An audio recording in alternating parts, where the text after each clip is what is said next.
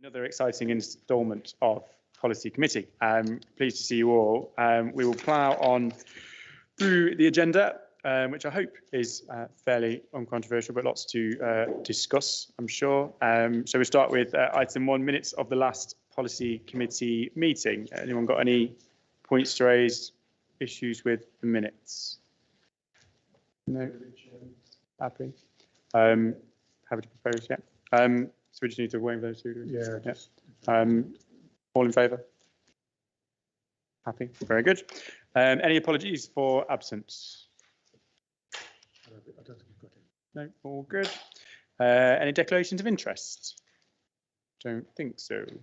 Very good. All right, then on to the main business, which starts with National Rehabilitation Centre report. Now, obviously, report and appendix an update on the ongoing development at Stamford Hall near Loughborough. I understand there's been quite a lot of progress since the last meeting, so I'm going to ask Programme Director Miriam Duffy, who I think is on the big telly. Miriam. Good morning, everybody. Thank you.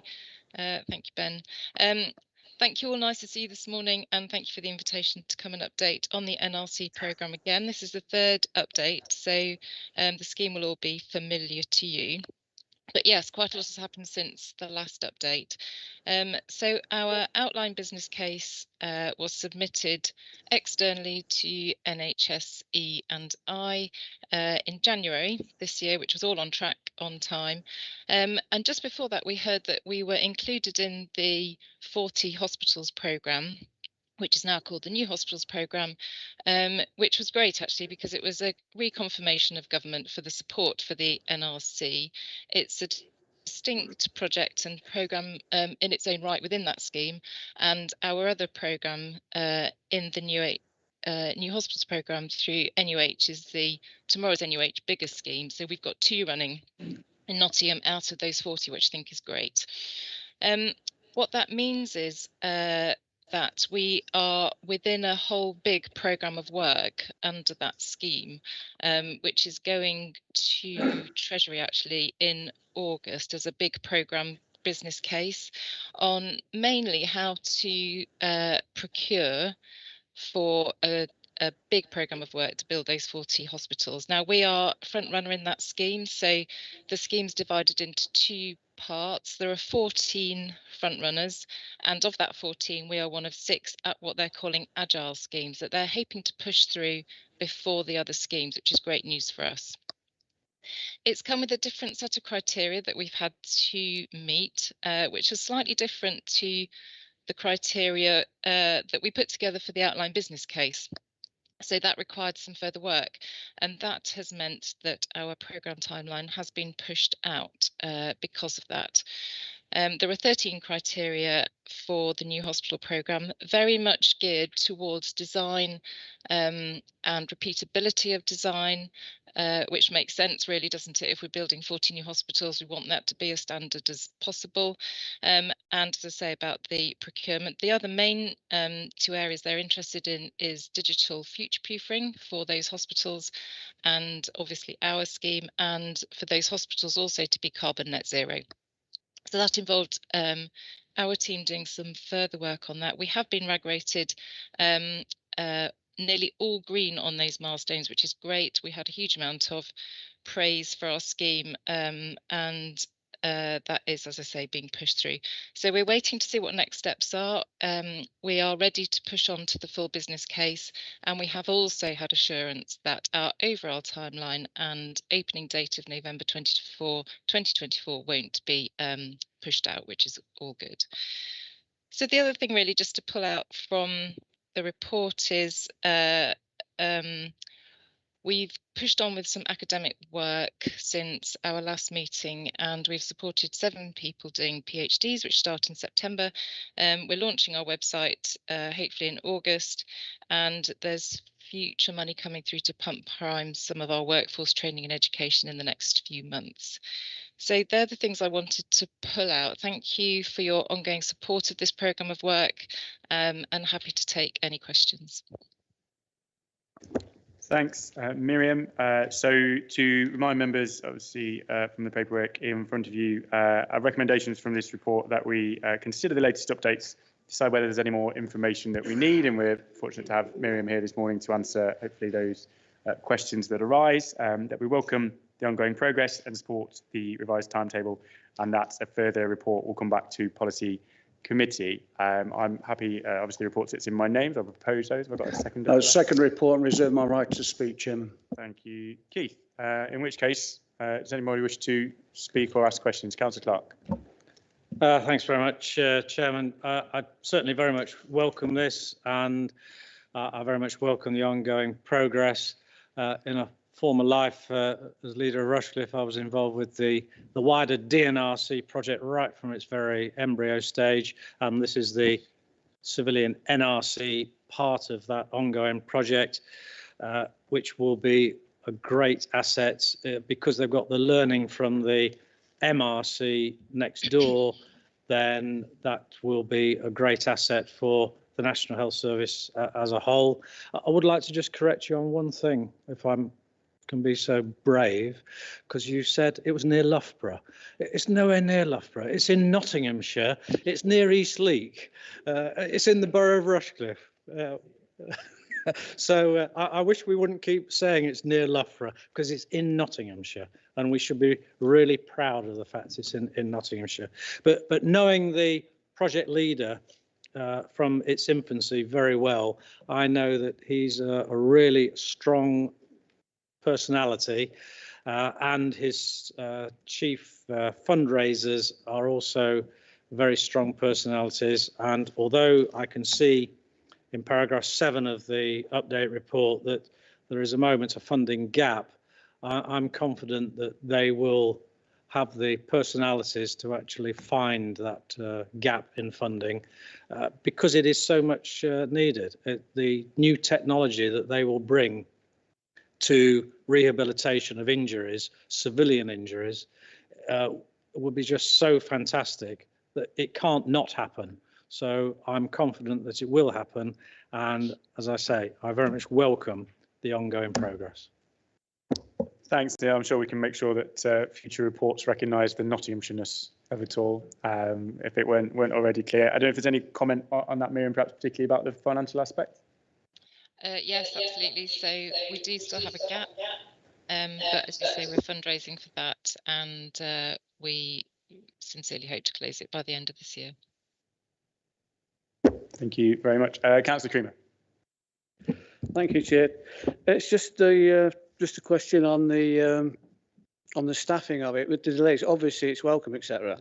But with the delays that's happened, and when would it like to be fully staffed? I mean, it's probably going to open with enough staff. I just wonder when it's going to be fully staffed, and do we have any issues with making sure we actually get a full complement of staff when it's completed? Miriam. Thank you. That's a great question. Thank you. That's better. So the staffing, we've got a very detailed workforce plan, which includes milestones leading up from now until November 2024, both in terms of recruitment of those staff and training of those staff. We're delivering a very different rehabilitation model, and that will involve much more technology than we're able to use at the moment. So there is a training element to this. So yes, we've got a detailed plan around that. We've got some pump priming for training, as I said. Recruitment of staff is a slightly different thing, and we're going to have to work out a little bit nearer the time and into next year how we recruit ahead of a service opening, which will be a challenge, but we've got some thoughts around that internally within NUH. Thank you. Councillor Pole. Yes, thank you. I was going to ask about the funding gap as well. I mean, I'd be really interested to know, this is going to sound rude, but why are you so confident? A little bit more detail about that might be really quite helpful. Just a couple of things, because this is really great, isn't it? I can see how this is a really good initiative. So there's just a couple of quick questions I wanted to ask around that. First, it'd be really nice to know when it's going to be open and there's going to be people in it and actually using it. And secondly, and I know I asked this question last time, but one of the things that I in terms of the use of it, some reassurance that this won't just be open to people who could actually afford to pay for the treatment, that it's going to be open to people who really need it, and kind of a little bit about what the criteria might be for who might end up having the use of this wonderful new resource. Thanks. Thanks, Miriam. Thank you. So yes, we do have a remaining 9 million capital gap in a total budget of 90 million. Being part of the new hospital programme has helped to give reassurance around that. There is government intent, and we are running a philanthropic campaign. There are other areas that we're also looking into for national funding for this. So there's several different angles that we're trying to close that gap on. So that's the first thing. The opening date we're still working to is November 2024. So although this part of the process has been slightly delayed with the new programme, we're still working towards that same end date. So that hasn't changed. And in terms of patients who will benefit from this, this is an NHS facility. So this is for patients already existing in our NHS services who don't currently have access to rehabilitation. At the moment, our resources are so limited that we can only rehabilitate patients with neurological problems. So for those patients who have a major trauma, a car accident, who don't happen to have a head injury, for example, there is no such service as this at the moment. So that we're actually widening the cohort of patients significantly.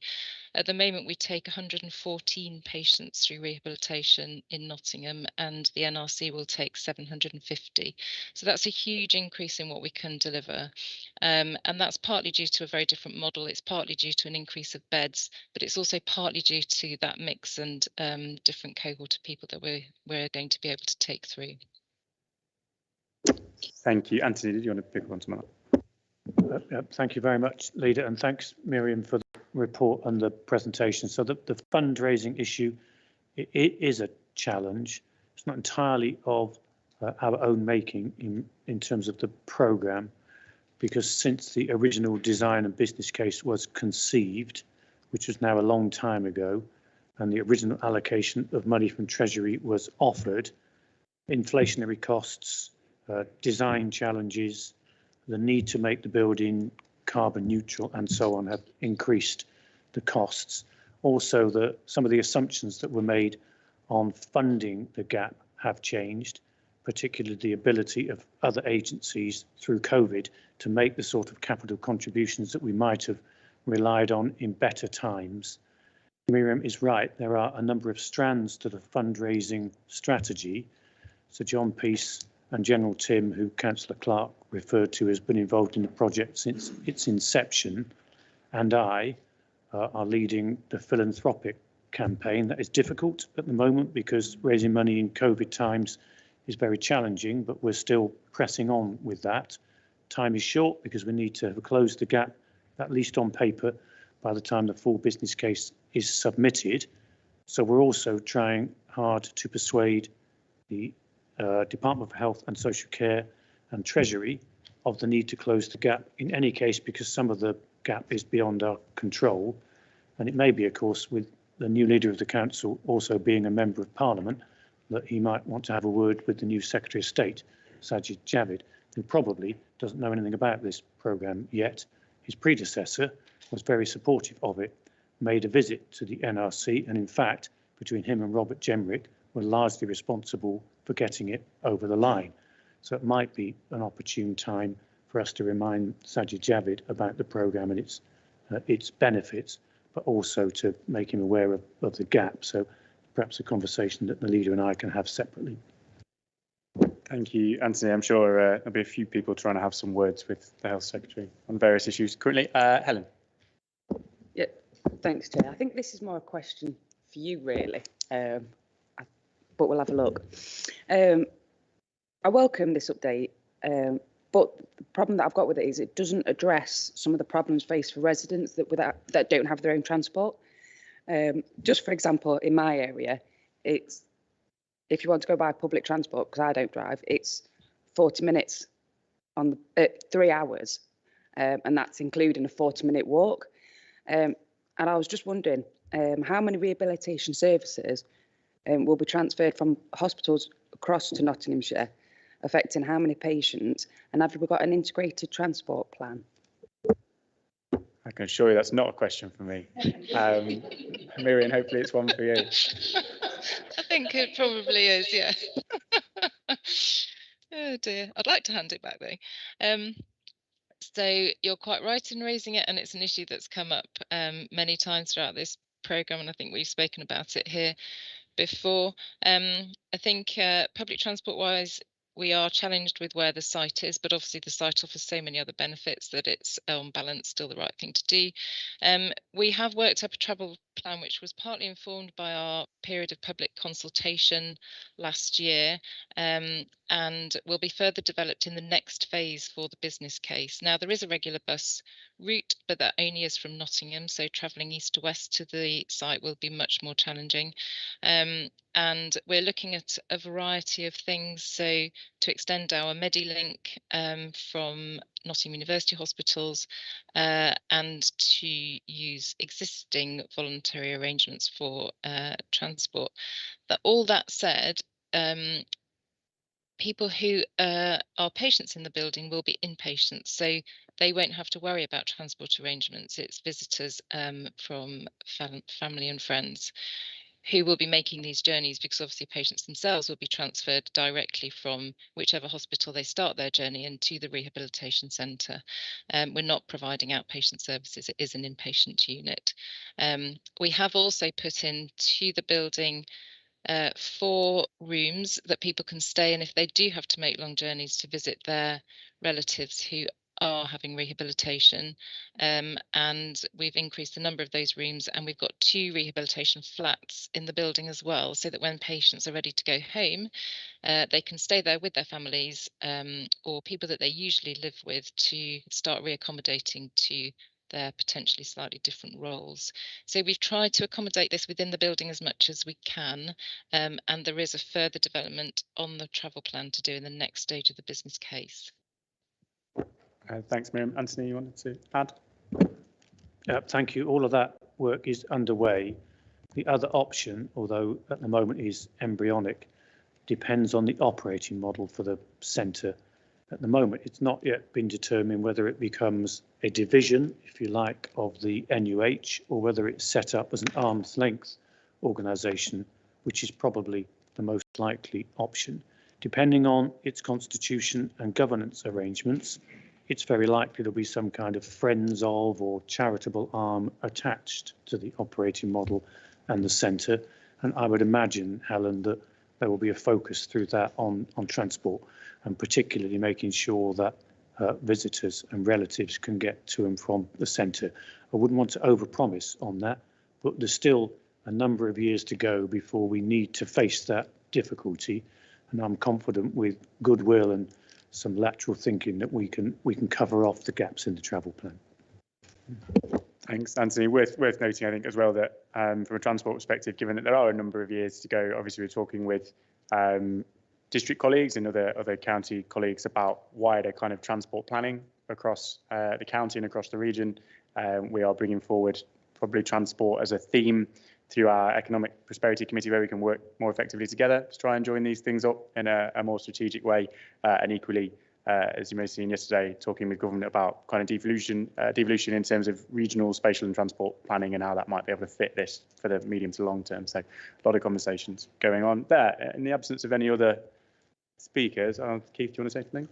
Yeah. Thank you for your presentation, Miriam. I'm really excited about this. The prospect of what the learning is going to be being co-located with the DMRC, it's mind-blowing, really, in terms of the advancement of what will be learnt there. And I believe there's going to be artificial intelligence looked at and all sorts of things in this centre to be able to take forward. And I think we should bearing in mind that this is a national centre. So it's not just people from Nottinghamshire that's going to be there. It's the people with the most need that are going to go there and be rehabilitated and be able to get back into society. So it's really exciting in terms of that. I think you've covered off the funding gap. I'm quite worried about it. I was going to ask you what you're doing about it, but you've already answered that. In terms of the staffing, with it being it's going to be an exemplar place to work, I don't think you're going to have any difficulty getting staff in. I think where the difficulty will be is where staff from your existing staff apply to work there and fill in the gaps that they then produce. And I just wondered a little bit about what you're looking at doing in terms of that, because that, to me, I think you'll have a big long queue of people wanting to work in this place. Thank you. That's another great question. Well, I hope so, Keith. And yeah, I agree. It will be a very attractive place to work. So our workforce plan does cover off a very detailed training plan for existing members of staff at Linden Lodge, which is our current rehabilitation unit in Nottingham, as you know. It's a sensitive topic. We're not allowed to ask people if they definitely want to transfer over to the NRC yet. That's for a future date, but we are already starting to offer training opportunities to bridge some of the gaps that those staff will have in skills and expertise. And as we go forward in the programme, as you rightly say, to start working more collaboratively even than we are at the moment with staff in the DMRC to gain as much learning both before we open our building, but also to continue that once we're on site as well.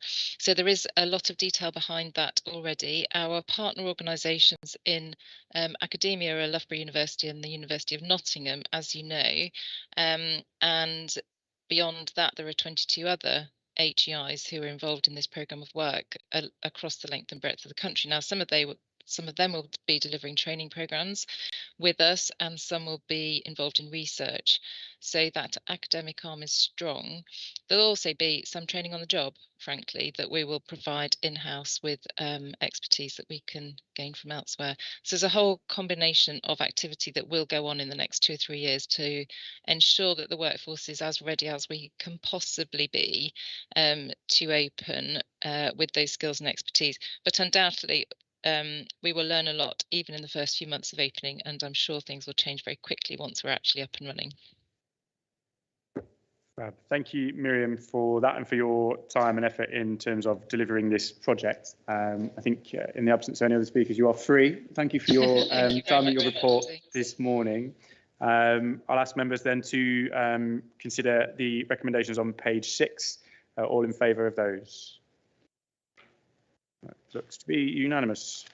Right, so we'll move on to agenda item 5, COVID-19 update report. Now this brings an update to Policy Committee on our continued response to the pandemic, covers impact of the emergency on our services and resources, and how we continue to comply with all the relevant guidance. Now it's structured according to the programmes of work that we have laid out. So vulnerable adults, vulnerable children, families, support and resilience in the community, our corporate resilience, and the 5th element, support for business and the economy, has been covered by a report to Economic Development in June. I think it's a positive reflection of our ability to adapt and respond to the pandemic, and lays out how we continue to focus on supporting vulnerable people in our community. So I'm sure members will be keen to endorse those efforts. So I will move the recommendations on page 11. Have I got a seconder for those? Yeah, formally second the recommendation, reserve my right to speak. Thank you, Bruce. And then I will hand over to Derek, I think, for a report. Thank you, Leader. Good morning, members. Nothing further to add, actually, in terms of an introduction to the report, but obviously myself and colleagues are happy to take any questions that members may have. Thank you very much. So obviously paperwork is in front of you. Has anyone got any particular points to raise on this report? Is that you saying yes, Jason? Yes. It's a big grin. Thank you. Thanks, Ben. There's a lot in the report, and I've got a couple of points. Firstly, on paragraph 7, it states that in November 2020, the COVID-19 task force was set up to support the social care market. And I wanted to ask whether they considered the money received by government with regards to the employment of social care staff, and whether you, Ben, would like to make a statement on the approximate £1.5 million of ring-fence money that was sent back to government by NCC that couldn't be spent. And if that was the only bit of ring-fence money that the council sent back to government during the successive lockdowns. And then, without recapitulating the salient points our groups have made about support for libraries, in paragraph 41, there's a reference to the impact on library services. And I wonder if we can have a statement on whether Inspire will be fully reopening the libraries. And of course, the news is now out that Nottinghamshire's libraries were bailed out to the tune of £1,034,000 of funding that was meant to support retailers and businesses, and that's a bit of a concern. And it's especially true if you consider that the County Council has sat on £19.3 million of money that was supposed to support residents and services, and that's sat in our bank accounts, and that we've called it COVID reserves. And I don't want you to get me wrong, I'm absolutely for supporting and maintaining the libraries, but we've got a situation where district and borough councils were handing out money that was meant to support retailers and businesses to an Almo, Inspire, and a charity who runs our libraries on behalf of the County Council. So the question, I guess, is how has the County Council directly assisted libraries to cope with the loss of services and income? And did the County Council consider using any of the money sat in their reserves? Thank you. Thanks, Jason. I don't know if you want to pick up on that first, Eric. Certainly from a library's perspective, our colleagues in Inspire are currently contacting a range of local members where all of our libraries are to update them on a local basis upon our reopening plans for libraries, in particular how we can get each of our libraries back to their pre-COVID opening patterns. For many libraries that will be relatively straightforward, although we do still face some staffing challenges caused by the current COVID rates. In other locations, it's a little bit more difficult because of the layout that we have in some of our particularly smaller libraries. But the firm and clear intention of the council and Inspire colleagues is to get to our pre-COVID reopening pattern as soon as possible. And in a number of locations, we've already been in contact with members to confirm that with effect from next week, the 19th, that will be the case. I would imagine that certainly by early autumn, we should be in a place where we can be back at pre-COVID levels across the library estate. As far as funding is concerned, it is the case that Inspire accessed government funding to support businesses, and we're encouraged to do so by DCMS colleagues in government as part of the government's wider effort to ensure kind of business continuity and safeguarding of a range of sectors during the COVID crisis. The council continued through the previous financial year to ensure that our financial commitments set out in our contract with Inspire were delivered on to ensure that from the County Council's perspective, we could offer business continuity as much as we could with the various social distancing and societal constraints that were in place during the pandemic. Thanks, Eric. I'd imagine it'd be fair to say that there are other similar kinds of publicly owned services, thinking theatres and things like that would have similarly accessed those funds as well. Nigel, can I come to you on the point about paragraph 7? Yeah, if I may also indicate that in a number of cases, authorities across the country also furloughed staff and received government money for that, supporting furloughed staff where we didn't. But in the general COVID grants, there were some general COVID grants, non-specific, and there were a number of specific grants given to the local authority to support some things as infection control, and in the case of, as Councillor Trosney mentioned, in terms of obtaining staff for social workers, but that came late in the year to us, and therefore as we didn't able to recruit the number of staff that was they gave us the money for, and it actually wasn't needed, that money was given back. But there are specific conditions to those grants. If they're not spent on that specific requirement that the grant came for, then it has to be returned to central government. It can't be used for something else. Thank you, Leader. Jason, your face suggests you might have further thoughts.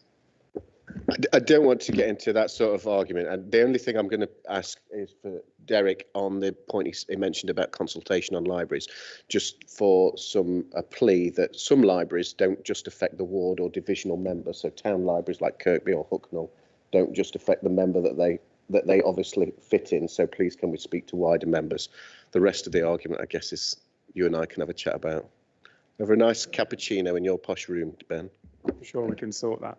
Anthony, you wanted to come back on some of it? Just to reassure you, Councillor Zadrozny, that the COVID reserve, which you are absolutely correct in saying is set aside for COVID-related activity going forward, we have got calls upon that reserve, but it'll also be part of our normal reporting to the Finance and Major Contracts Committee so that members can see how we're spending against our plans. And of course, if we need to revise our plans during the course of the year, because you can see around you that COVID is increasing in the community. We are struggling in some services with workforce resilience and a number of colleagues self-isolating and so on. So I'm painting a picture of a movable feast here. But reporting and transparency will be through Councillor Jackson's committee, and we'll make sure that we keep members up to date with the spending on that reserve and if we have to change plans mid-year. Thank you. Coming to you next, Richard. Yeah, thank you, Leader. I mean, on that point, there was a good discussion at the last Finance Committee a couple of weeks ago on the COVID reserve, and I think the principle is government are well aware this isn't just Nottinghamshire, it's most, if not all, upper tier authorities received a bit more than they spent due to COVID over the last 18 months. Government aren't daft, they're aware of that. If there are increasing costs, which there may well be, as the Chief Executive says, over the next few months, they're going to expect us to spend that extra money. So using it to kind of splurge on something for the sake of saying that we've spent it quickly would be quite an irresponsible thing to do, because it won't be there in the future, and I don't think we could just expect government to backfill it if we do that. The 2 points I wanted to make on this paper, first of all, on paragraph 9, vaccine uptake in vulnerable adults, but particularly in care workers, and I see it's 92% amongst our own, it's 76.8% amongst those in the private sector. I just wonder, I got involved with a family that had a very vulnerable person who was receiving care. The carer just let slip at one point that they hadn't had the vaccine, at which point the family contacted us and we immediately arranged for a different carer. But I just wonder if we're being proactive, if we're actually telling people whether or not their carers had the vaccine, and there may be some GDPR reasons why we're not able to do that, but whether we're taking a kind of risk-based assessment and looking at the most vulnerable people that we care for and making sure that their carers are amongst those who are, if not double dosed, then very least single dosed. My second point is something that's not in here, and I wonder, Leader or Chief Executive, when you speaking to universities next, if you would bring this up. And I know it's my hobby horse, but it was a real serious problem. It's more in Kate's patch than in mine, but it is in mine.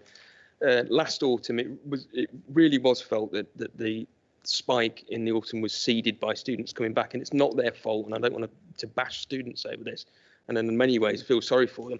It was terrible timing. They arrived back just as the spike hit. Then the universities were more or less closed down, so they found themselves in halls, many of them for the first time, effectively with very little to do.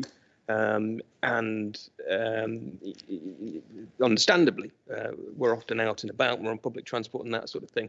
It caused great concern locally. I think it was responsible. I think if you look at the distribution of cases over that period, I think it was responsible for an early increase in case numbers. So what are we doing to try and engage with the universities this year to make sure that there's a proper vaccination programme before they return? My fear is a lot of these students-to-be are probably under 18 at the moment, the first year's coming here in the autumn, may miss out on the current real push for vaccines and might just fall into a kind of in between two points over the summer and arrive here without vaccination. So what are the universities doing to combat that? Thanks, Richard. All fair points. On the financial side of things, I think government's kind of laid out an expectation that ongoing financial costs of COVID will run on well into next year, and therefore that money, as you say, is likely to be used at some point. I'll ask Anthony to come in on the carers point. I'll just add on vaccines in the university. I mean, there's an ongoing discussion around what the next phase of the vaccination programme is, if you like, and particularly around under 18s and what the risk elements of that are. JCVI is due to report on that very soon. But one of the most common suggestions has been something around a school leaver kind of programme as people go off to university or into the workplace and around the country. So I think that's probably one of the likely outcomes, but wait for the report on that one. I'll come to you, Anthony. So if I can just finish off the point about universities then, Richard. So I am meeting with the university vice chancellors tomorrow. It's amongst a mixed group. It's not with them in a dedicated session on university planning, but I will have at least one of those with the Vice Chancellors over the summer break. I'll touch upon their planning for the autumn with them tomorrow. I'll ask them if they could provide us with a written update, which they've done previously, that I could circulate to members. I've done that on several occasions as well, so that they can reassure colleagues that all the planning is in place for the autumn. I was on a call early this morning with government colleagues and raised the issue about the return of students in the autumn, so I'll keep up that dialogue with government. And as the leader says, I think there will be some guidance around vaccination of first year students across the summer. We'll see if we can keep up to date with that. On the social care and carers vaccination, I'll ask Melanie to drop you a note about the detail of how we risk assess it locally. What I can say is we are very proactive in working with our providers to encourage their staff to have vaccinations, first and second dose. We've not been as successful as with our own staff. You can see that from the data, but we're in touch with providers very regularly. Councillor Elliott might want to say something in supplement to this. And then you will have probably read in your newspapers that government is currently consulting on compulsory vaccination for care staff. And of course, as soon as that becomes a requirement, we'll have a process locally to ensure that we're working with our own staff and our providers to comply. Councillor, did you want to add anything, Boyd? Or? Anthony's just covered it actually, so no, it's fine. Enough. Dave. Thank you, Chair. My question relates to paragraph 10 again, with the poor vaccination take-up in more deprived communities in the county. We are. Have we got any data, any specific areas that are failing to actually take this up? Postcodes, borough districts, wards. Is there a correlation between the poor access to public transport and low vaccination? Will the council start to work with boroughs and districts? Also, I've got a major concern about misinformation on social media, preventing people from taking this vaccination up, because there's not one of us in this room. There's not one of us in this room that is not immune to it.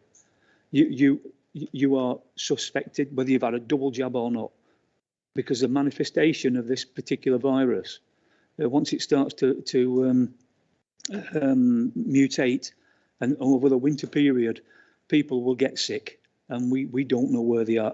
I've got concerns about Salterford, the Ruffs Estate, Hucknall Central, and I notice here in paragraph 10, it specifically says a bus to be deployed.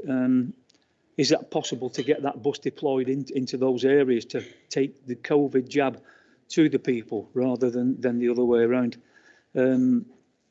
I understand that the COVID jab is somewhere in the region of 80% uptake in West Bridgeford, and it's as low as 40 plus in parts of Hucknall and Hucknall West and Hucknall Central in particular. I'm just wondering whether we can work more with that. And also in paragraph 41, could we just highlight which schools are not taking up the swimming lessons? Because it says 92% of the schools have returned. And this can we not get this back up to 100%? Perhaps it's up to the school's responsibility to take this opportunity, and what schools haven't returned to the pool. But my deep concern is that we need to educate our children and keep on top. Thank you, Chair. Thanks, Dave. On the schools point, obviously Tracy's noted that. I'm sure we'll take that away, Tracy, and raise that point. I think on the wider issue of vaccination data, I mean, there is obviously the roving bus, as you've suggested, and it's very true that some of the most disadvantaged communities have lower take-up. I understand, and I'll ask Anthony to come in on more detail in a second, but I would have thought the bus would have been to Hucknall on several occasions, but we're obviously ongoing programme. As I say, I'll ask Anthony to come in on that. It's worth saying in terms of data, we're obviously having this discussion. It's being picked up on a little bit in the media and also politically around the integrated care system and the boundaries for that. Our data across the county is varied because of that boundary. So in our bit, the Nottinghamshire bit, we have very good data. Anthony refers to an 88-page report that he receives every week of all of that information about you know, where and why and who is taking it and who isn't, and the reasons for that and the actions that we're taking to tackle that. North of that boundary in the South Yorkshire ICS in Bassetlaw, we don't get any of that data, which makes it much more challenging for us, and which is why, or part of why, in terms of there are also factors around delivery of care and continuity and equity of service, but that's one of the reasons why we're asking government to change that boundary so that we can have that equity of data and support communities equally. Anthony, you want to come in on the rest of that? Yeah, those are really good questions, Councillor Shaw, so thank you very much. So in the order that you raised them, what do we know about the causal links between, say, age, deprivation, other social and economic profile factors?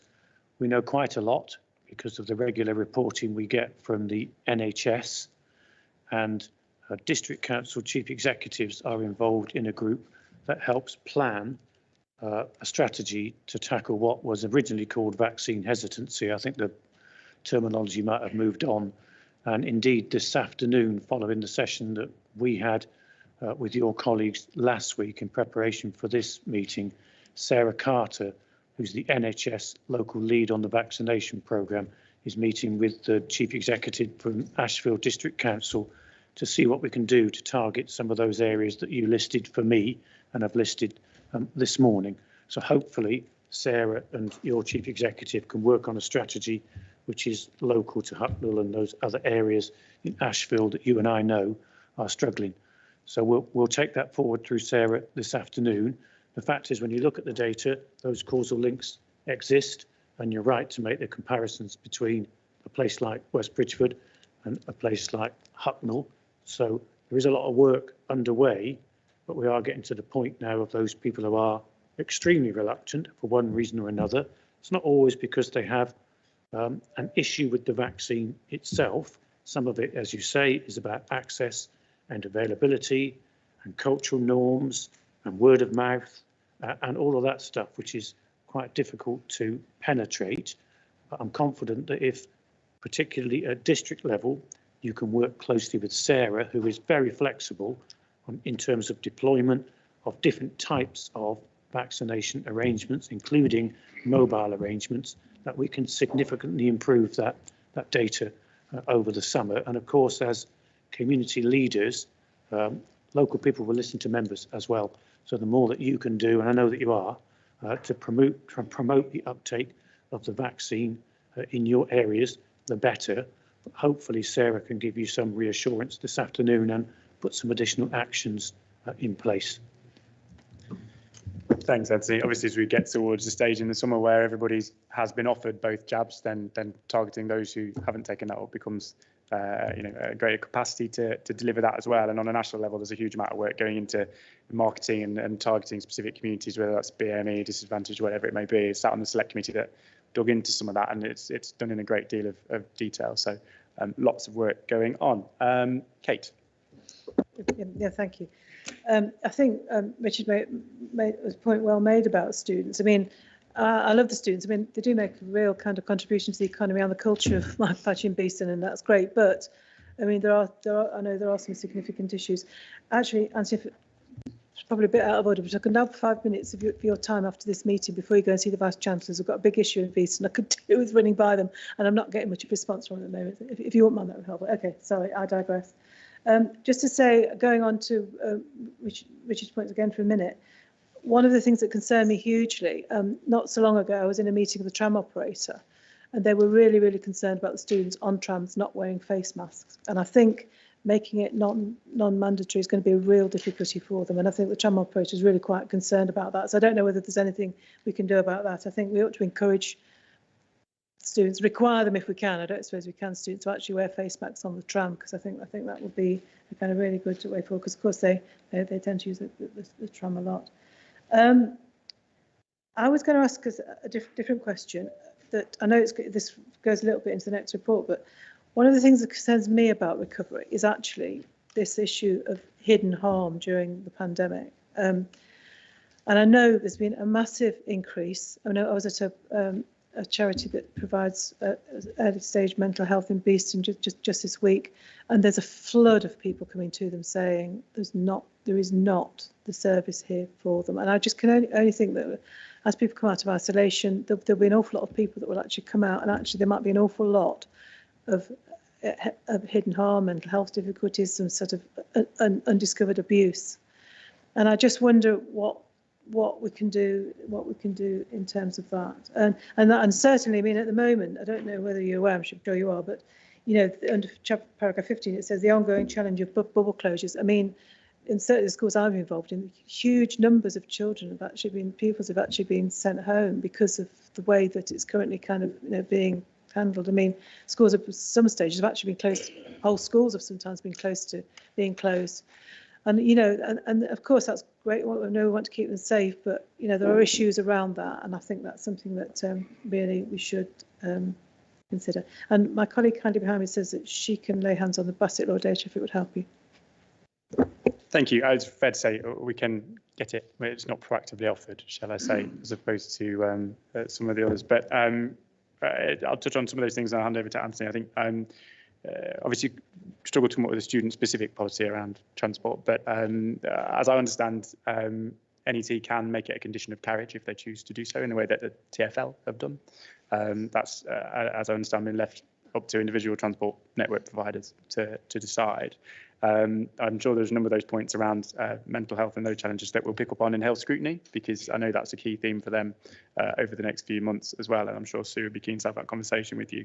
And on school bubbles, obviously that ends on Monday, which will be very welcome to many parents. I know as a father of a 4 and a 7, that has been a very real challenge in terms of childcare and also management of education. So very much welcome that. I don't know if you want to pick up on the rest of that, Anthony. Thank you, Leader. So it is true to say, Councillor Fole, that we are busy at the front door at the moment, and we are seeing additional increased inquiries through the hub as well. I checked in with Adrian on that this morning, and Adrian might want to add something about the nature of those inquiries, because they're not necessarily inquiries that would lead to council intervention, but in the MASH we are very busy, which is where we see, as you know, the most vulnerable of our residents come forward with concerns.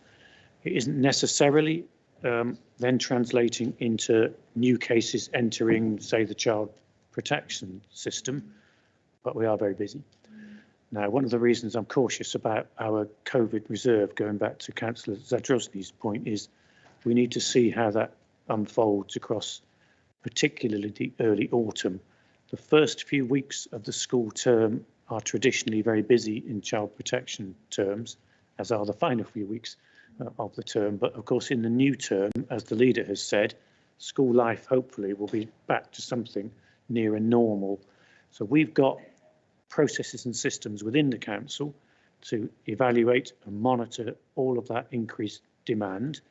You can see through the financial reporting, we've got some financial pressures in children's services, which are related to COVID, not necessarily numbers, but the fact that it's becoming more expensive to secure the sorts of placements we need to deal with the demand that we're seeing, and it's becoming increasingly difficult to recruit foster carers and so on. So there is no doubt that we need to monitor carefully the ongoing impact of the pandemic, and if it does flush out a lot of hidden harm, we'll need to be fleet of foot, get the resource in place this year using our COVID reserves, and we'll need to take a deep breath and plan our budget in future years really carefully, because I suspect that the money that we've got from government is it. So we'll need to take some difficult decisions if that demand stays in the system, and I think crucially invest more upfront in early intervention and preventative measures so that we can keep those young people, families and adults out of expensive care packages if we possibly can. So more to come on that in the council plan and through the budget setting, but we're alive to it, but at the moment it's difficult to see where it will go in terms of a profile. Just to say, you mentioned health scrutiny, and that's great, because I think that certainly organisation like CAMHS, they need scrutinising, quite frankly, because I don't really believe it's fit for purpose, but you know, that's another issue. But it isn't. This isn't just about health scrutiny, Ben. This is about the actually early intervention services that we provide to prevent the mental health kind of escalating, and that's what I was referring to in this case. Okay, thanks. I understand that, and I think been through, as we touched on before, in the last policy committee actually around council priorities, both in children's and adults, talking about those proactive preventative services and what more we can do in that space. That's very much a priority for the administration as far as I'm concerned. Glyn. Thank you, Leader. Just to say, I'm surprised about what you're saying about Bassett Law data not being available, because clearly I've just looked back, the last report that the Chief Exec sent out, it gave you the numbers of and percentages which included Bassett Law, and also, you know, the local BCVS every week to all the volunteers sends out a regular update of who's been vaccinated, which centre they've been vaccinated at. So all the data is there and available. And as I say, I get the stuff from yourself that tells you the total number of vaccines, 153,000 were administered in Bassett Law on up to Friday, the 9th or the 7th, of which 68,000 of these were second doses. I think the issue that I find in Bassett Law, which I think they're finding all over, is the lower age groups that are not coming forward. One of the things may be the timing. I mean, I've volunteered on the lot. I don't go inside and volunteer internally where they have volunteers in, but I do the car park because that's, for me, the safest bit of keeping a distance, because I've got a mum who is vulnerable, who I do go and look after. But what I will say is that the times, so when they were saying on a Saturday morning, 8:30 till 12:30, come and, you know, it's free vaccination, anybody can come in and whatever, from whatever area, talking to a young student who was also outside doing the car parking, and I said, because I didn't want to see a bit stereotypical, and I said, you know, do you think a lot of students will get up at this time and come here? And she went, nope. So the timing is a clear thing, and unfortunately it finished at 12:30. Now my view would be it would have been better probably doing an 11 o'clock till a 4 in the afternoon or something like that. And again, so I don't want to be stereotypical about, you know, whether young people are getting up in the morning and whatever. So I think issues around timings like that.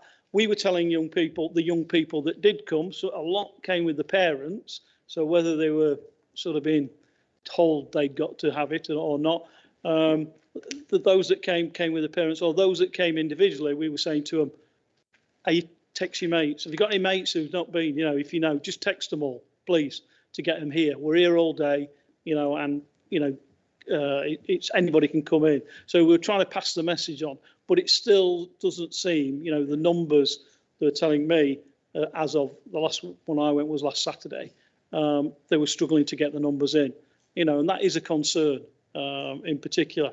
Now, you know, as usual, I always come up with some suggestions about, well, look, you know, are we looking at going into workplaces? Are we looking at going to local college that we've got down the road and getting the bus at the local college? Are we looking to, I don't know, you know, you know, do we offer a free pint with with anybody coming for?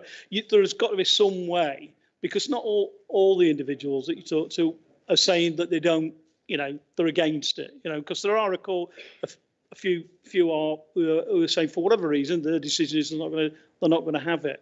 I think the drive for holidays, where people are saying if you've got 2 jabs you can get your holiday, I think some of that will drive some of it. But there is still this, we're not getting through to young people, and I don't know how we bridge that gap. But as I say, I thought the data was there. Thanks, Lynn. I'll ask Anthony to go into the detail of that a little bit more. It's fair to say, I think that we look at all of that in great detail in terms of what more can we do, what more can we deliver. The situation in terms of our ability to influence that is slightly different in Bassett Law, which is the complexity. But Anthony. So thank you, Councillor Guilfoyle. So the facts of the matter are this. The data that you get from me on that weekly email is supplied by the Bassett Law CCG, but it's about volume. The data that I receive every week from the Nottingham and Nottinghamshire ICS is about age, geography and ethnicity. Councillor Shaw's question was about the causal links between those economic and social circumstances and the take-up of vaccine. I do not receive that detail from Bassett Law, and I never have. I get volume. I don't get detail on age, geography and ethnicity. Now, I think... Nottinghamshire, including Bassett Law, it says in brackets, came from you last week. Yes. And it says 18 to 24, 68%. So you must have got somewhere those. Yes, so that's the broad volume in broad brackets of age groups. What I received from the Nottingham and Nottinghamshire system is an 88-page report with each age group and their geography and then ethnicity broken down so that we can use that data to target vaccine hesitancy. Now, there will be arrangements where we'll be involved in conversations with Bassett Law CCG about how to target geographies, ages and ethnicities in the same way that we can in the Nottingham and Nottinghamshire system, but I do not receive regular reporting in that detail. However, I agree with you, as we move forward to get to those that are hardest to reach, regardless of what system we're talking about, we will need to incentivise, particularly young people. So I can certainly take that away. And Melanie, who coordinates the vaccination programme from a council perspective, can pick it up with Sarah Carter in the Nottingham and Nottinghamshire system and with Idris in the Bassett Law system. Thanks, Elsie. Okay. Who else was on that list there? Have we done it? Or yeah, brilliant. Okay. Are you nodding at me, Helen? Go on. Sorry. Sorry, Chair, I thought you'd seen me before. Perfect. On paragraph 18, it refers to the COVID support grant. The report states that this council used the funding to provide supermarket vouchers for free school meals claimants during the summer holidays. First of all, I want to congratulate Marcus Rashford. He's been in the news for the wrong reasons this week, and I think he has done some really good stuff, and we need to focus on that as well as what happened last weekend. Can the leader confirm what safeguards will be in place to ensure that these vouchers will be spent wisely?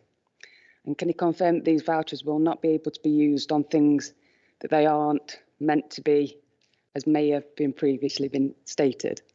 And also, Chair, the report confirms that there are now 23,000 children on free school meals in our county.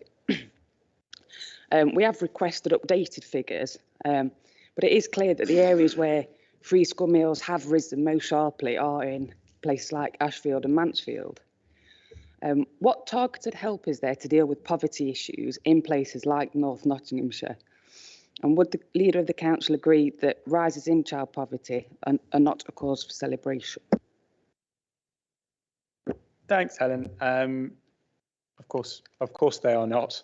I maybe ask Anthony might know a bit more about specific details on targeted programmes, but obviously we're involved in a lot of that through our education, children and young people services support around children's social care and everything else that we deliver through the council. In terms of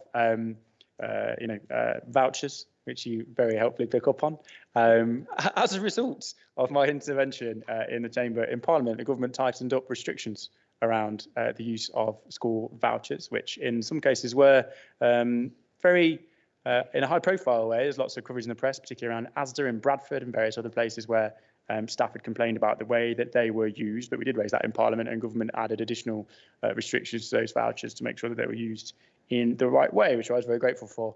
Anthony. Well, thankfully, Leader, I think I can offer colleagues a change of voice from mine, and Councillor Taylor, I know, is across the detail of this and has indicated that she'd like to come in.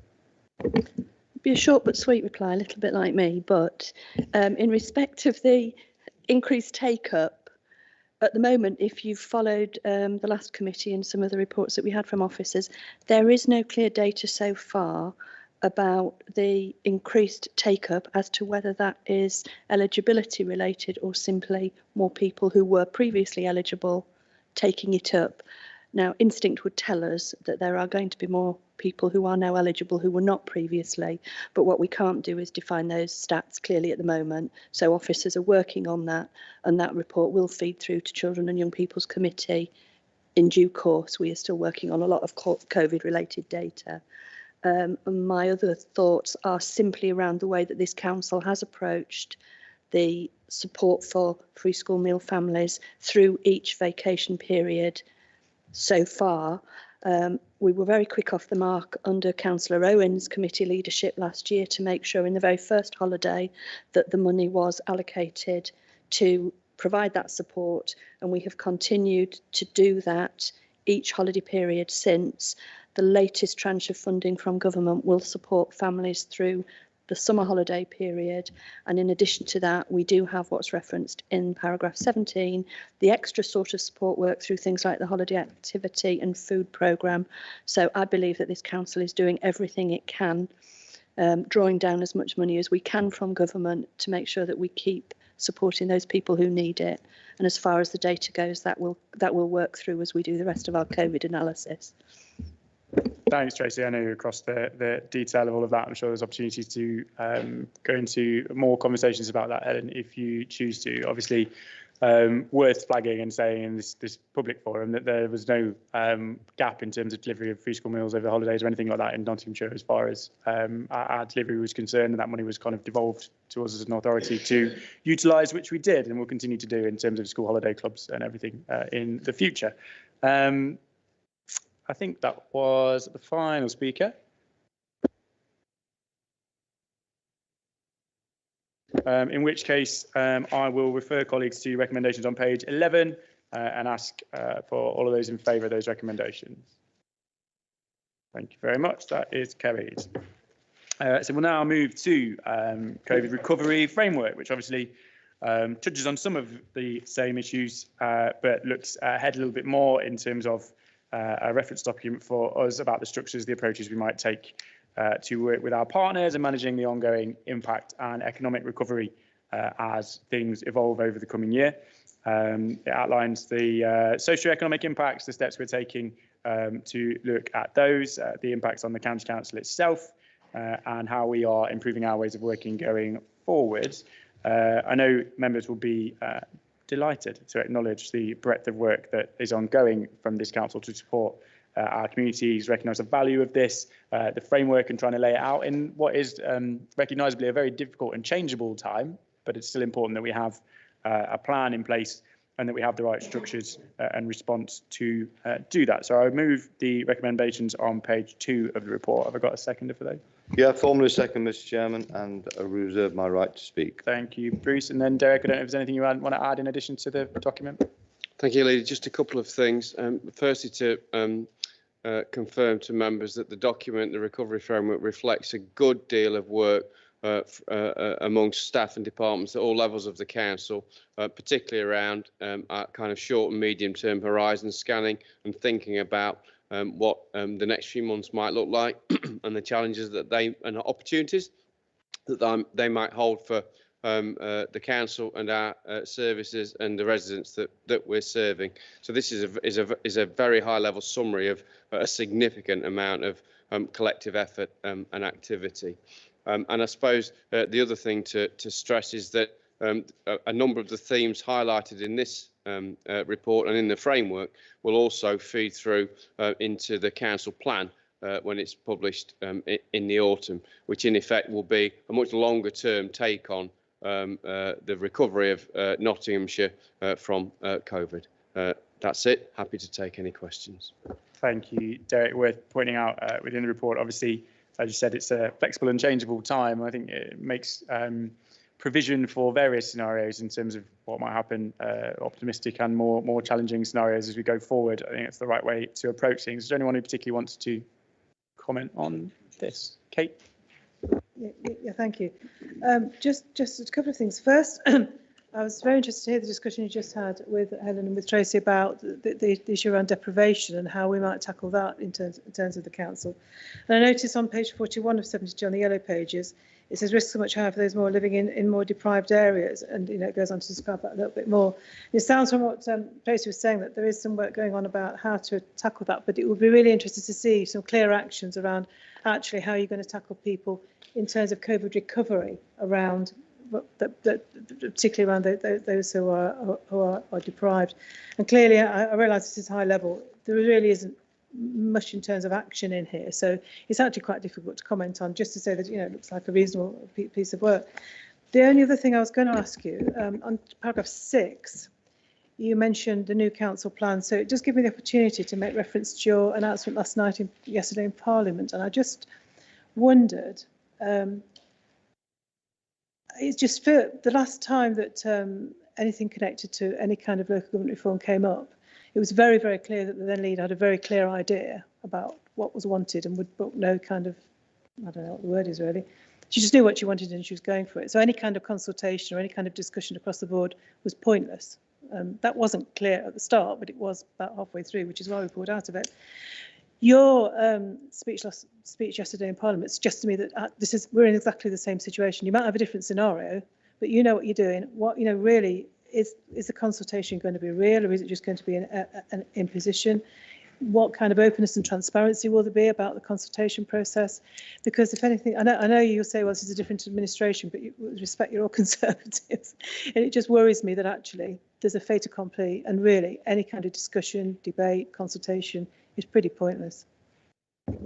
Thanks for that sunny and optimistic scenario. I think touching on actions, I think as Derek's alluded to, it's a very high-level report. Obviously, beneath that, as Derek said, is a huge amount of work, and obviously, it would be a very lengthy document if we were to list all of that, and a changeable scenario. So, different communities, different environments will require different actions from that perspective, and working with different partners. I'm sure that's something, if there are particular elements you want to pick up on with Derek or other particular services, children's, whatever it may be, please feel free to do that. In terms of devolution conversation, it's very much an active conversation. I've been working my way around all of those partners, county leaders, district leaders, across the county over the last couple of months, members of Parliament. It's been very open and very honest conversation about the future. I think every leader of every district in Nottinghamshire that I've spoken to, and all of those upper tier colleagues across the region, have expressed a very sincere openness of a discussion around that. And I would stress that it's not a conversation about LGR or not certainly in the form that it took before in terms of unitary or reorganisation on a two-tier level. We obviously had that conversation at full council and very clearly ruled that out. So I think what this is a recognition that as a region, as I referred to it last night in my adjournment debate, which is what you referred to on East Midlands devolution, we are, as I put it, the hole in the middle of the donut, where everybody around us is getting additional powers from government, additional funding and investment from government, and has a delivery mechanism to use that to impact on communities and to tackle inequalities, to tackle, as I've touched on already, spatial planning, transport planning, economic development, all of the things that will contribute to our recovery, and we don't have that. And there is no fixed view of what that must look like or what geography that must cover. It's very much up to partners to choose to be part of that or not be part of that. It is a negotiation, which includes all of those authorities, and as it stands, requires unanimity across all of those 28 authorities across the East Midlands for all of them to be part of it.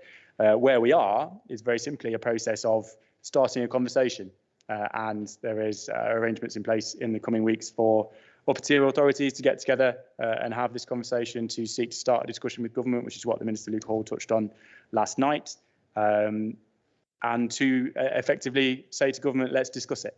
And that's the only decision that's been taken so far in terms of fixed views or agendas, which I certainly do not have from that view. So it's early days, but we can, I think, and as I say, it's been met unanimously with that willingness and that support to have a conversation from all of those early kind of steers that I've taken from going around the county, meeting with all the district leaders, meeting with county leaders to raise that. So it's not been done behind closed doors, and you and I should have that conversation as well in the very near future and make sure that you're abreast of all of that too. But those Labour district council leaders that I've met with and spoken to, including Gedling yesterday, were very supportive of that discussion. So I can assure you it's an open book as far as that is concerned. Jason. Thanks, Ben. It's not for me to advise you, but I definitely wouldn't start coining the phrase that you're the hole in the middle of the donut. That is going to be spun somewhere. I just want to pick up on the point. It's the same point. The same point that Councillor Fole picked up on page 13 of the appendix, and it says here, and I think I'm only because I'm going back to the previous debate. It says the unequal impact of the virus on mortality rates, and it states the virus had an unequal impact on mortality rates among different groups. And that includes people living in poverty and overcrowded housing.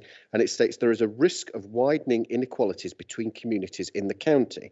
And of course, that's the clearest indication of the impact of COVID on poorer communities.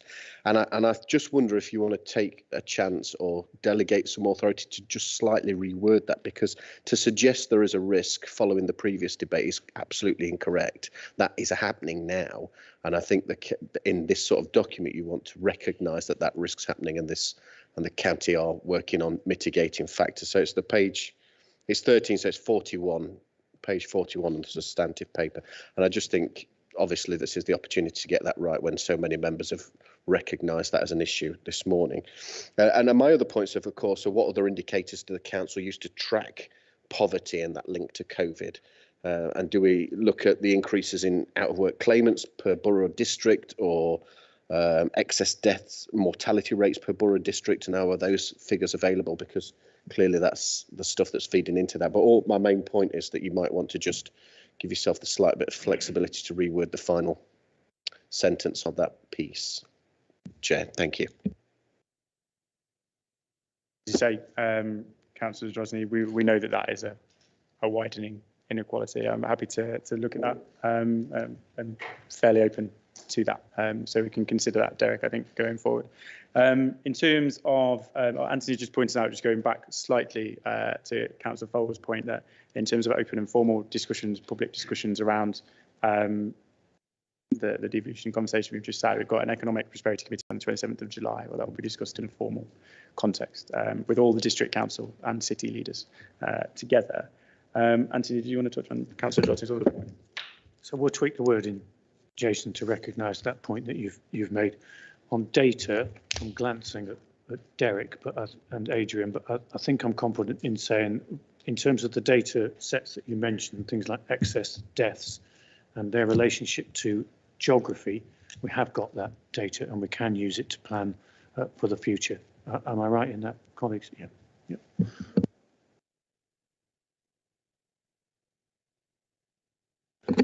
Thank you, Chair. Just a question. The plan, I'm glad to see it's got both an optimistic and a pessimistic scenario. I wouldn't call it optimistic, to be honest. I'd call that one pessimistic. But having said that, I'm just wondering how flexible this plan is going into the future. I mean, a lot of the points have already been raised, but we have an unknown effect with actually long COVID. We really don't know what's happening with that. And I'm wondering, are we actually going to try and put a further recovery plan or try and extend this one?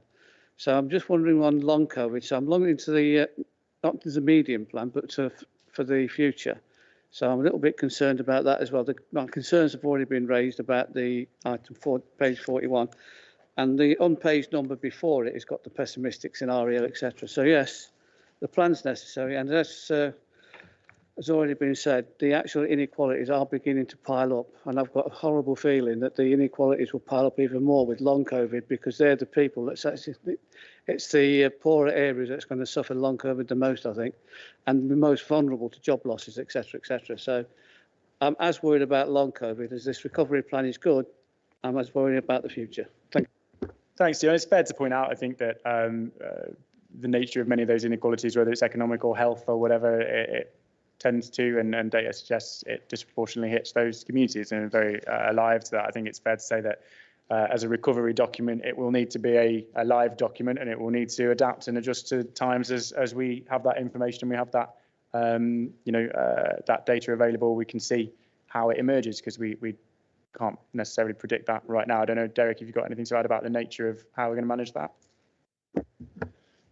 Thank you, Leader. So obviously, what the framework that we've presented this morning is not an actual plan itself. It's a compendium, if you like, of the various plans that we've got, particularly at service departmental level and at partnership level, where some of those longer term issues that members have raised in the debate will be picked up. As we move into the planning phase now for the council plan, that longer term impact of things like long COVID will absolutely be factored into the development of the council plan, because we'll be able to start to do some modelling about what that might mean for the council and our services and our residents, of course. Thanks, Derek.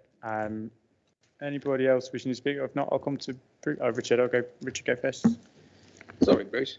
It's on page 5 on the yellow pages, and it's in reference to the clinically extremely vulnerable. I was speaking to someone yesterday who'd had the text message sent out through government with new guidance for them post Monday's relaxations, and I just wonder what we can do through the hub to try and contact those people, because I'm just conscious this was someone, I'm not going to get into the whole face mask debate, but this was somebody who won't feel safe doing things like food shopping or travelling on public transport after next Monday. So maybe Adrian will tell us what we can do if we can proactively contact them to let them know that that help is still there that they were receiving back in the first lockdown.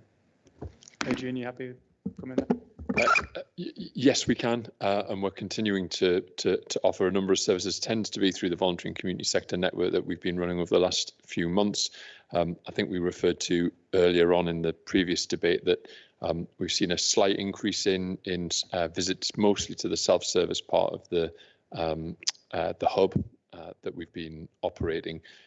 Very few that have required a direct intervention from the county council, and we can't say whether that's going to change. But the other thing I'd stress, of course, is that we've got the Community Support Fund, which was approved by the Communities Committee last month. And that remains a mechanism for us to be able to support voluntary and community sector groups to help people who might find themselves in just those circumstances. So there's a whole network of provision that will still be there across the county. Thanks, Adrian. Bruce? Yes, thank you very much, Leader. Just really as a comment more than anything else, as part of the consultation of the forward plan, which Derek and Adrian are carrying out on our behalf, we will be capturing a considerable amount of information on COVID and the impacts on the communities. That there is no doubt, and within that we will action, therefore, as part of the forward plan, moves to try and improve and mitigate some of the damage that has been created by this invidious disease. Thank you, Bruce. In the absence of other speakers, we'll refer you back to the recommendations and ask all those in favour to raise their hands. Thank you very much. That is carried as well. And at that point, we'll move to agenda item 7, hybrid working strategy for the council. You'll have seen, I think, some very positive feedback and coverage of this as the papers were released last week. And we are leading the way on this in many ways out there in the world. So clearly a strategy designed to support us to move into the post-COVID world, to drive the council forward on our programme of change, improve outcomes, deliver services, and clearly have a system of smarter working to support our workforce as well. And that is very different depending on which part of the council you work in and what services you deliver. So again, it's a high-level document in terms of setting out a strategy, and individual departments, directors, managers will be working with their teams going forward to try and put those day-to-day measures in place based on that strategy, obviously trying to optimise the use of our workplace, of technology, of taxpayers' money, and being and remaining as close, if not closer, to our communities than we have been before. I will move those recommendations, which are on whatever page they are on, because normally I name a page, and I'm happy to continue to name a page. 59, there you go. For your reference. And have I got a seconder for those? Gordon. Thank you, Leader. I'll speak now if that's okay. Thank you. Leader, as you know, we met with the trade unions, and I thank you very much for the support in those discussions. The meeting took place in your office a few weeks ago. What we have to be absolutely clear about this. Since March of last year, some of our employees have not set foot back in the building, and it's not good for them. It's not good for our business, but we want to work with our employees. And that's very clearly set out in paragraph 15. This is going to be an ongoing process. The dialogue will continue all the way through the support groups, to testing, again involving our unions and our colleagues. We want to make certain this works. We're never going to get back to days where employees are coming into the building 5 days a week. That's not going to happen. We know it's not going to happen. Let's not pretend it is. But we have to run our business in the most effective and efficient way possible. And that's what we are working towards. A great deal of work's already gone on. I thank very much Marge and Jill for all they've done and continue to do all this, and more work will be done, and a report will be coming to Personnel Committee. We've also saved a huge amount on carbon footprint. Let's not forget that, and travel costs. All of this is very important. But the main thing and the main crux of all of this is working closely with our best asset, our employees, to make certain this works for them and works for the business as well. I'm very happy if there's any questions you want me to come back with Leader later on to try to answer those as well. But if not, that's it for me for the time being. Thank you. Thank you, Gordon, and absolutely right to say, we have to change and times have changed, and we need to make sure we're delivering that in the most efficient and effective way. It gives us an opportunity to deliver better services and also to improve the health and well-being and support for our workforce internally as well. You're absolutely right. So thank you to all the officers who've taken the time to put this together. I think Jason is our first. Thank you. This is going to be one of my regular "you're an MP" bits. In terms of the staff bit, I absolutely support. I think it's wise and sensible, and I think it's something we all support. But there's that incongruous balance between what we do with our staff and what we do for elected members. And at the last policy meeting, we spoke about the government consultation on the future of council meetings. And as leader of my group, I assume everybody else has, we've been asked our opinion on holding full council meetings. And next week, we're about to hold a full council meeting in this room. And I think we all recognise there's that disjoint. And I just want to, we recognise this stuff for staff. And I want to read one of the paragraphs that was sent to me by one of my new councillors, who expressed some concerns. And he said, the end of all restrictions means we are now in a ludicrous situation where you're forcing nearly 90 people into an area the size of a large classroom. When COVID cases are clearly on the rise for all of those who have underlying health conditions, this is an incredibly dangerous situation. It's no joke to suggest it could cost some colleagues their lives. Why the government has chosen to act like children in enforcing these changes is baffling. It seems we'd rather cost people their health than truly open our eyes to the new ways of working we've undertaken so successfully in the past 18 months. And that's from one of my two councillors who have successfully beaten cancer. And I have another councillor who is undergoing weekly chemotherapy. Really serious underlying health conditions, but they know and recognise they've been elected by their members. They want to undertake fully, and they're going to turn up next week, all of them. And my 11 members and a researcher are going to be crammed onto that little bit there. They want to do their democratic bit, but this is one of the times when you as an MP can recognise what successful work we're able to implement for staff that needs to be dragging the government kicking and screaming into the 21st century for elected members at all levels too, so that we can work in a modern and responsive way that allows all of our people. We've always wanted to bridge this divide so that our council chambers aren't just with middle-class white males who can afford to be there. And we now have to recognise protected characteristics like health as well, so that everybody can feel safe and able. I think one of my colleagues mentioned Flick Rhea in one of the London boroughs. She'd been a councillor 40 years and she's resigned her seat because she's scared to go back to council meetings. And I think that's a shocking state where people are frightened to come and do their job. We'd be much poorer for those debates if we don't have people in. And I think I'm asking you to take that back and say we need to be as flexible about this as possible so that our councils can work in a way that's much more modern. With regards to that bit of the paper, I'm with you entirely. Thanks, Jason, and totally recognise the challenge. I don't recognise the characterisation of government in terms of intentions, as you would suggest, and I think it's to some extent incumbent on us to show an element of leadership in terms of getting out there and getting back to work. I totally recognise the nature of people's individual experiences and circumstances in terms of risk and what people are comfortable with. So it's a very fair point, and I think that both to touch on the government element, obviously we fed back into the review and we've made our views as council on that very clear.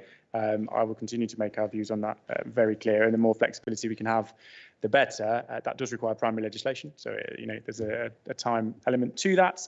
In terms of next week, we are going to be in this room. I don't think it's necessarily true. Anthony might come in a little bit more detail on some of the support we can offer. I don't think it's necessarily true that we're going to ask you all to cram into that space. We're going to offer additional space. We're going to put other mitigations in place. We're going to come back to you over the course of this week on some of that, including things like testing in advance.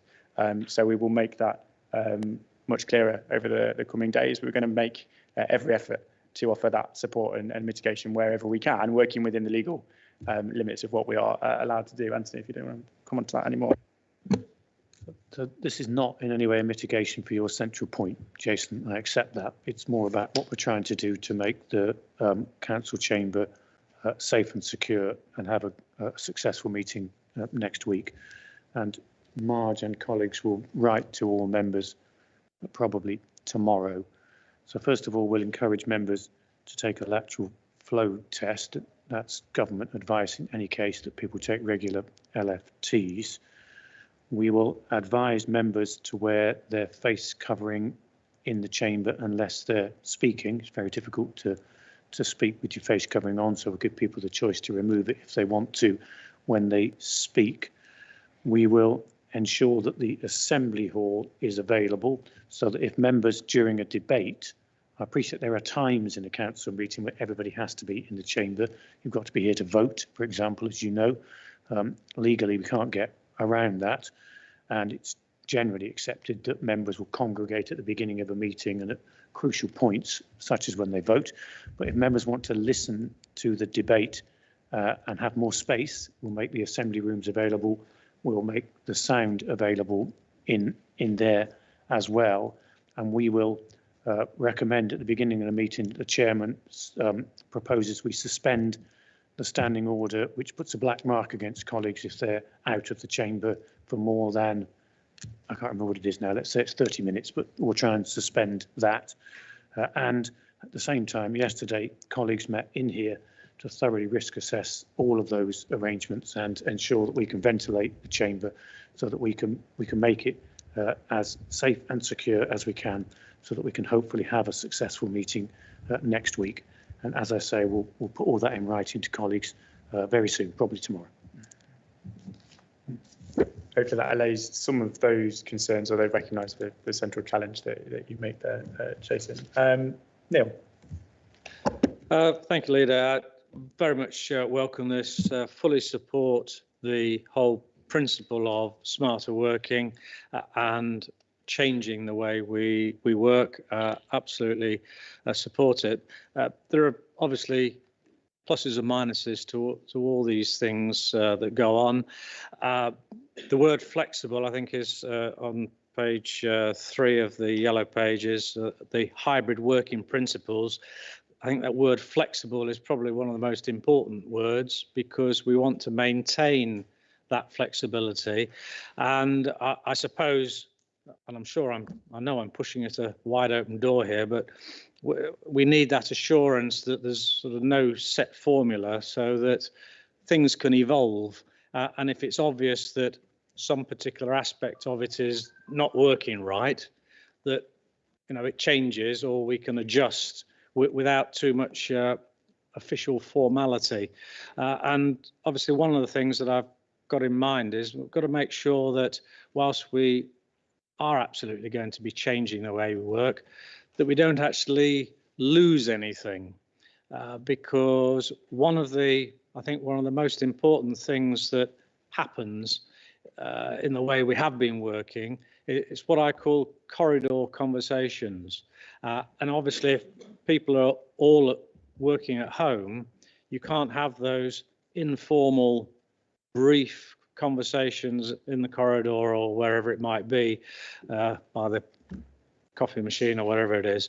And sometimes that's where a lot of things are achieved and a lot of things are done by those informal conversations. So I'm really just seeking assurance from the Chief Executive that he has in mind in making these arrangements, that obviously some levels of officers are more likely to be having those conversations than others. So it's what is appropriate and where it is appropriate, and where the function of an officer and staff is appropriate, that we've still got that flexibility.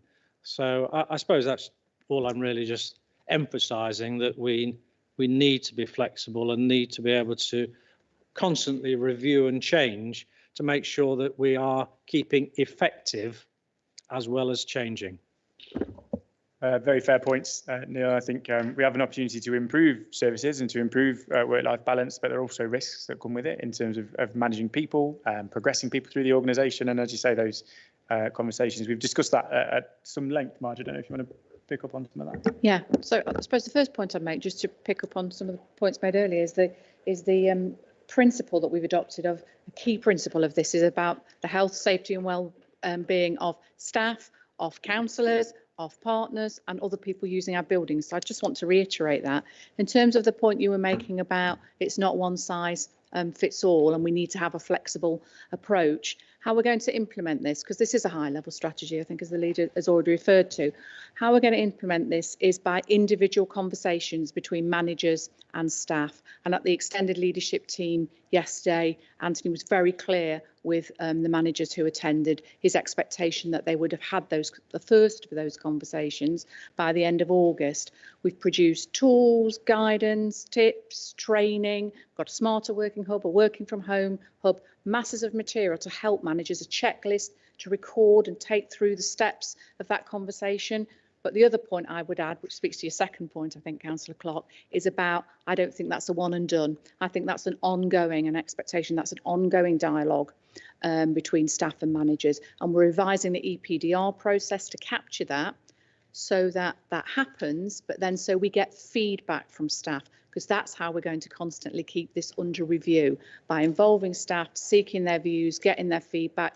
You're right, we'll need to tweak and shape some things and change it as we go along. And we've also built in a review after 6 months to do any tweaks, but it will evolve. I don't think this is the finished product. I think it will continue to evolve, and we need it to evolve because circumstances will change and we need to be flexible, to pick up on your use of that word. We need to be flexible to be able to continue to do that. Thanks, Marge. Dave. Thank you, Chair. Draw members' attention to paragraph 7. It states the council's doing a review of their estates. This is entirely sensible after the COVID outbreak. As part of this plan, what will now happen to the 5-year £28 million master plan, which the NCC words aims to modernise and build more council offices? Given that we're now trending towards hybrid working, I believe that this was agreed in February 2020, just before the pandemic. And forgive me for members, because I wasn't here in 2020, so I'm going to go over this ground. Times have changed significantly since then, and it seems inconceivable that we're actually building new properties at Topwiggy Workshop and here at County Hall. Does the council leader anticipate that the building plan will now be paused until the outcome of the review? Based on the recent staff survey, which we've already mentioned and touched upon, and the recent meeting of the Personnel Committee, which is shown in paragraph 9 of the report here, the survey for the staff themselves are working from home and office, and there's 32% of them saw themselves mainly working from home and remaining at home. If the report is carried and as expected, what happens to the new proposed buildings, which will remain half empty? Thank you, Chair. Thanks, Dave. I'll ask Adrian to come in on with some detail on that in a second, if that's okay. But in terms of the grand strategy, if you like, it's correct to say that we have gone back to officers and asked them to sense check that proposal against the current climate, against the trends that we've seen through both staff survey and the obvious practical implications of hybrid working. There are some elements of it that are underway and have been for a long time, and obviously those things we need to see through, but there are other elements that are still kind of abstract into the future, and we're looking very much at both how staff working practices will change, how service delivery will change, what our need is around various sites around the county, and that includes through, as I mentioned earlier on, through the Economic Prosperity Committee and joint working with our district partners about how we might share or utilise space and services in that way as well. So there's a very kind of complex picture of review and discussion going on around it. Adrian will be able to perhaps give us a bit more detail. Yeah, thank you, Leader. So I think it's fair to say there's a report likely to come forward to the Economic Development and Asset Management Committee in the autumn, which will deal with the outcomes of the work that's been ongoing around reviewing that programme. Of course, it's important to emphasise that even before the pandemic struck, we had a very advanced model of smarter working in Nottinghamshire County Council. So it was the case that we had moved from officers having one desk per member of staff in closed offices with lots of walls to open plan. We'd moved down to 7 and 6 to 10 desk ratios, and we were on a journey already of introducing flexible working, people working remotely, people working in people's homes, people working in their own home, and people working in other offices. So the direction of travel we've been on some time actually greatly aided our adaptation to the COVID restrictions back in March of, 2020. And it's also fair to say that over the last 18 months, we've had colleagues working in offices. They haven't all been empty, they haven't all been closed. We have social workers who still need to come and connect and work together, review cases, meet, support newly qualified social workers, just to give one such illustration. And so what's proposed in the hybrid working paper here is that we continue that journey, and we're looking to something that's more akin to 4 to 10 desk ratios across the estate. We have to recognise that, like many private sector organisations, they are rationalising and reducing the number of buildings they operate in.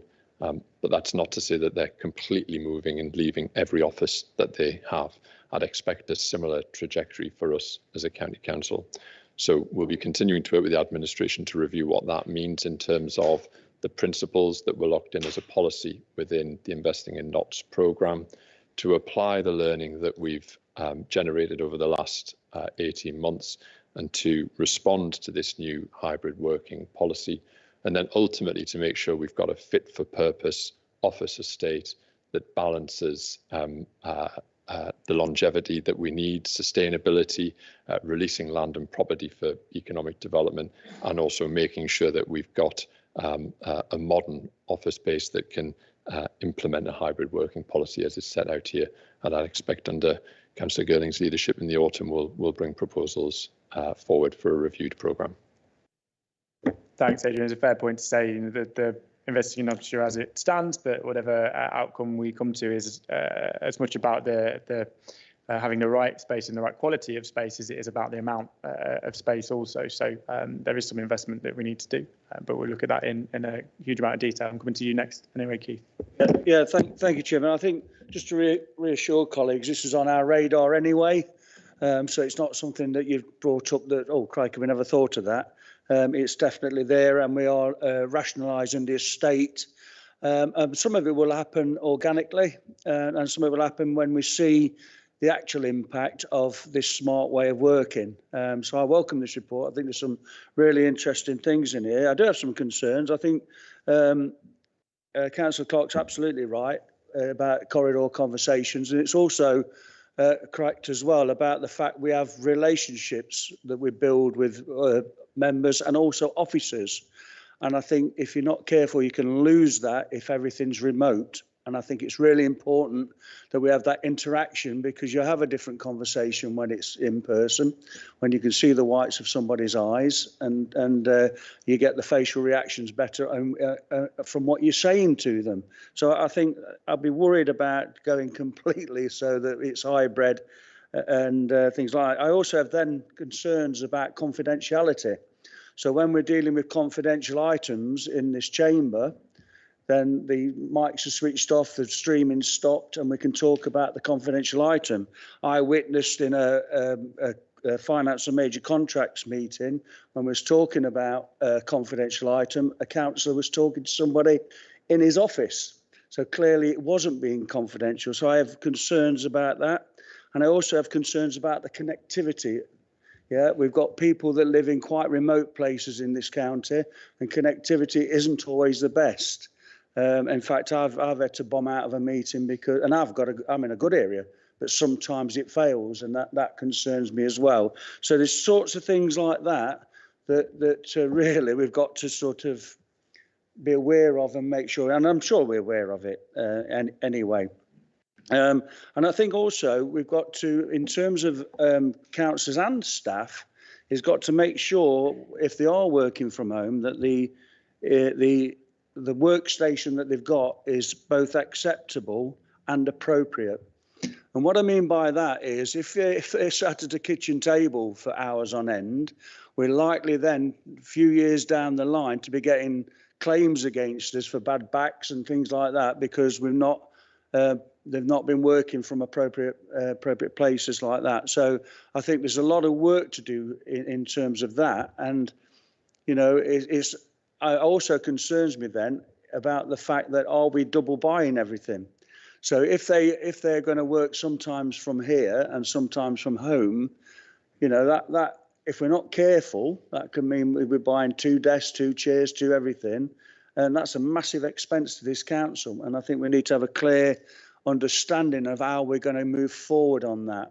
Legally, there's no requirement to provide 2 workstations. I know that. But then I know that unions sometimes get involved and have their opinions on things. And then my other sort of main point about it really is it's all dependent really in terms of the management of it.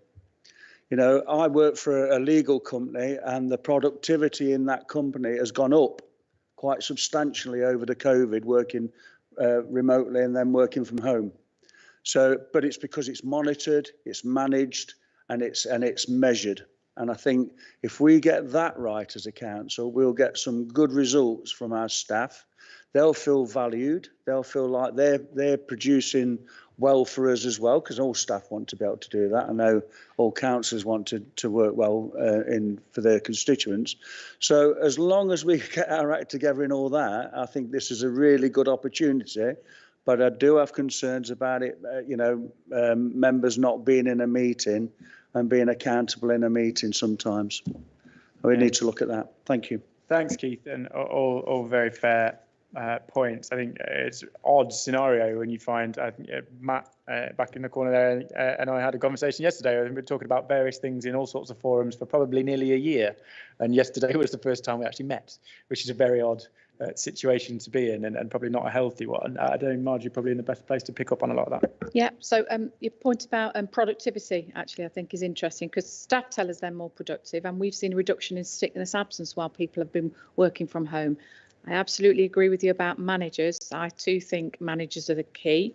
We've had a lot of talk about it at Personnel Committee in terms of the training, the guidance, the coaching, the support we're going to give managers and the tools to make sure that they do have those conversations and they're able to have them confidently and then implement what comes out of that. But I really think that's like painting the fourth bridge. That will absolutely be an ongoing dialogue. But we'll progress that through Personnel Committee. Your bit about safety, what I should probably have said in talking about the conversation we're asking managers to have is part of that is reviewing. Every individual member of staff had a risk assessment for working at home during COVID. And now part of that conversation about going to a slightly different way of working is about reviewing that risk assessment. So every individual will still have a risk assessment, but it may need to be tweaked and to reflect some of the different arrangements we're going to have. So we're keeping on top of that because I too have concerns about the impact on some people for working at home. Thanks, Marge. Kate. No, thank you. Yeah, I mean, I think this is a really good report, and I took part in a meeting of regional employers this week, and it's very clear from what we were saying in terms of this that this is way ahead of a lot of councils. So I think it's very, very good. So thank you. Thanks for the work you've done. And clearly, everybody said our staff are our best asset, and we need, and if we care for them and trust them, then you know, apart from the fact it'll be a much better place to work for them, which is good. It will also get more out of them, won't they? So I think it's really good. Just a couple of things there, and to talk a little bit what Keith, what Marge was saying. There is some concern about the cost of actually staff working from home. You know, heating, lighting, all those sorts of things. I think that needs to be something, and I know talked about with Anthony, and you've suggested that might be better done nationally, but I think it's something we've got to be aware of, haven't we, really? Because although we've got fewer buildings and fewer bits of IT, that cost has just shifted, hasn't it? I think that's the issue. The other, again, is what Margie was just saying about sickness absence and lower sickness absence. And my worry is that the very, very committed staff that we've got, that some of them will actually be working from home and they're sick and they really shouldn't be. So it's how you get that balance right as well, isn't it, really? So I think that's great. Just to support some of the other conversations that have been had. I think how this impacts on council is huge. And again, I was on a webinar this week with, I can always get the acronym the wrong way around. The MHCLG ministers were on the webinar, and it was very, very clear. And it was a big group of people, very, very clear. There was cross-party concern about the fact we have to meet in person. This isn't a party political issue. It's across every party. Every council wants to be trusted by the government to actually run their meetings in the best and the safest and the most accessible way that they can, and that's not happening at the moment. So again, I think that message really needs to go back. And as I say, that's not just a Labour view. That was absolutely cross-party. The number of people that raised it was absolutely huge compared to the kind of the portion of the meeting. And just to say all the other things, this is a brilliant policy. I just think it's a shame that the spirit of this wasn't applied to the decision to hold this meeting in the council chamber of members. And it's not just members, is it? Although clearly we're very important. It's the staff that will have to be here too. I think it was a bad decision. Thank you. Thanks, Kate. I mean, in terms of the national elements of that, I've spoken directly with the Secretary of State, following up on, I guess, Councillor Drosny's point in terms of raising this on our behalf. I know it's been discussed in great detail, waiting for the outcome of that consultation. Secretary of State's view, if I'm not speaking out of turn, I don't think I am, is that the overwhelming response to that consultation was exactly what you've said. So I think it is a matter of time, and the challenge in terms of time is that it does require primary legislation to do. But it will happen. It's a case of trying to do that as quickly as possible. On next week, I think we've discussed some of the mitigations and some of the things we hope to put in place to try and support people. Obviously, there's a job and a role for group leaders to perhaps, if members aren't comfortable, to support in terms of managing that and when people need to be in the chamber and when they don't, and whatever within your group, who's speaking on what and what requirements they therefore have to be in the room, or whether they can be out there, and we'll be as flexible around that as we can. But I think it's fair to say, if we're all honest about ourselves, we go back to the previous meeting where we sat on our school desks, socially distanced and everything else, that the chamber was set out very nicely and productively for that. Some of the rest of the building wasn't. We all had to congregate in corridors. We had to congregate at lunchtime. In many ways, it kind of seems like a bit of lip service, truthfully, in hindsight. And I think we can probably manage it effectively in this building. And hopefully by the time we come back in September, both the health situation and the legal situation have changed, but do feed in terms of those mitigations, and we'll work with everybody as far as we can within the limits of the space and the law to make that work. Martin, if you want to pick up on the hybrid working element. Yeah, so the bit about the costs, so that is being looked at nationally. As you may know, trade unions have raised that as part of the national pay award. I would just say in response to that as well, though, and our staff have told us this, there's an offset. Because there's an offset of staff aren't having to pay to travel to work, and they're getting what is most important to some of them is they're getting the time back. So they're getting the time back if they're working from home. So you just have to think about that a bit in the round. The thing about the sickness issue, and we've discussed that at Personnel Committee at the last meeting, and what we're going to try and do, because I can say the number's reduced, but I'd like to understand that. I'd really like to understand why, because if I'm honest with you, I don't understand why that's reduced. So we're going to try and do a piece of work over the summer and then go back to Personnel Committee to explore that and see what the reasons are, because that might then suggest what actions you might want to take. But I think we need to understand it before we just guess and try something, would be my suggestion. Thanks, Marge. Helen. Yeah, thanks, Chair. Two really quick points, to be honest. The first one is I fully support this. I know we discussed it quite lengthily at Personnel Committee last week before. And I'm really in support of it, because when we talk about good management styles, you talk about how you understand your member of staff. And I think it's all part and parcel of that. Some people work better at home. some people like me, for example, I work much better if I'm in the building. I need that little bit more of a drive to get things done. But there's other members of my group in particular that work much better working from home.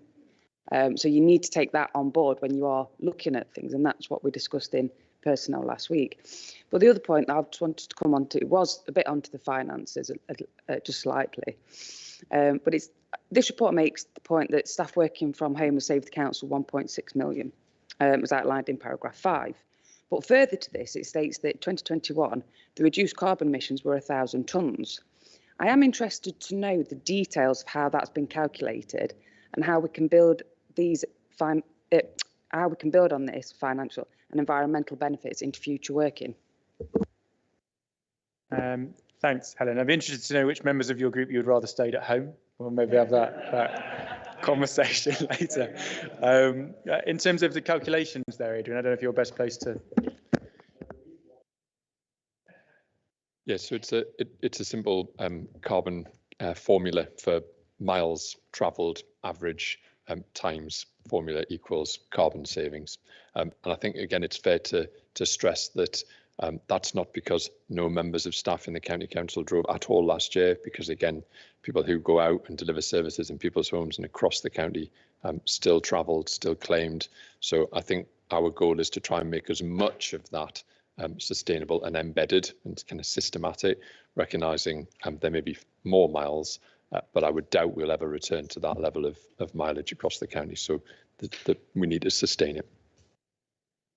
Thanks. I think it's fair to say, over the course of particularly early in the pandemic, the carbon savings and financial savings weren't the top of the agenda. It was a safety and a health issue. So in many ways, we've kind of managed to achieve those savings without really trying. So there's an opportunity, if we put that at the forefront of the way we go forward, to build on that, I think. Jim. Thank you. A little bit on a theme here in some respects. Again, welcome the report, welcome the flexibility, but there are a couple of things that do actually concern me. I mean, some people, for various reasons, cannot work at home, and that might be personal, it might be family, it might be even if their home, the area is perfectly set up for it in that respect. So it worries me that we might turn around at some time in the future and say, well, this is 4 days a week in the office and 1 at home, or whatever combination, and forcing people to be at home when they can't be. And the other concern is for people who do live alone, sorry. So they'll be working alone, living at home alone, and that could actually pile stress on, because their interactions, going back to the corridor, for instance, but even more than that, their interactions within the workplace. So I think we'd actually need to start monitoring a little bit more stress.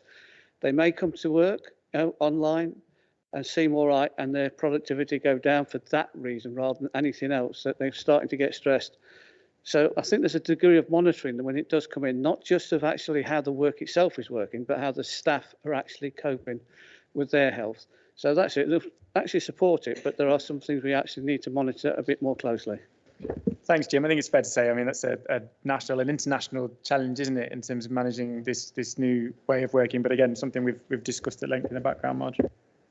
So that's why we're doing it in an individual basis. So it's an one-to-one conversation between a member of staff and their manager. So it can absolutely reflect all of the individual's circumstances. It might be that they've got a disability and they've got special needs, or it might be their home circumstances mean that they don't feel safe to be at home. It's not appropriate for them to be at home, and that's why they'll have that conversation and that risk assessment. Throughout COVID, we made arrangements for, because there's some people in my service area who are subject to domestic violence, and they didn't feel it was safe for them to stay at home. We made arrangements for them to continue to come into the office throughout. So I'm confident the approach we're setting out here will be flexible enough to allow us to reflect that in going forward as part of that one-to-one conversation and risk assessment. And I think I said earlier, that's an ongoing dialogue. I don't think that's one and done. You don't do it in August and then forget it for 2 years. People should be having regular EPDRs and regular supervision with their managers, and those things should be picked up. I think you're absolutely right about the bit about monitoring, but again, that's the manager's role, and that's what we need to help managers to do in terms of being, you ask somebody, how are you? And they say, okay, and you look at them and you think, but I don't really think you are.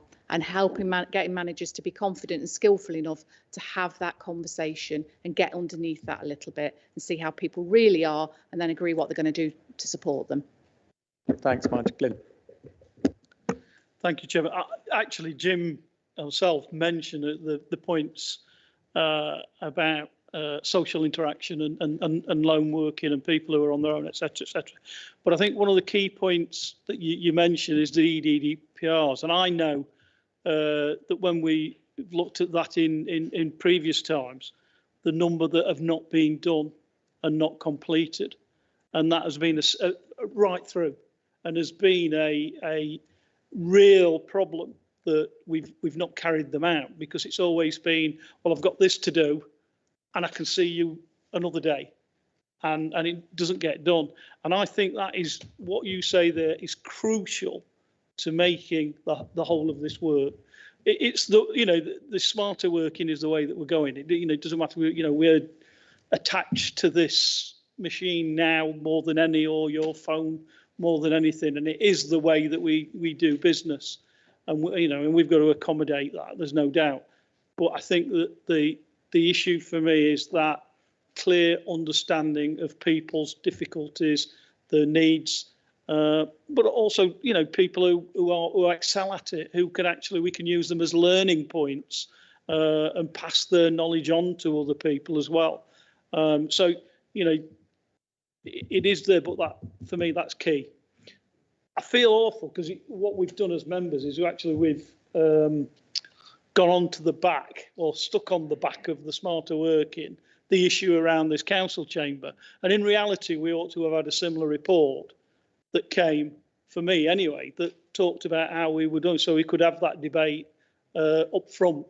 I'm personally concerned, and I know other people. I don't mind coming into this town council chamber as we are now, separated, etc., etc.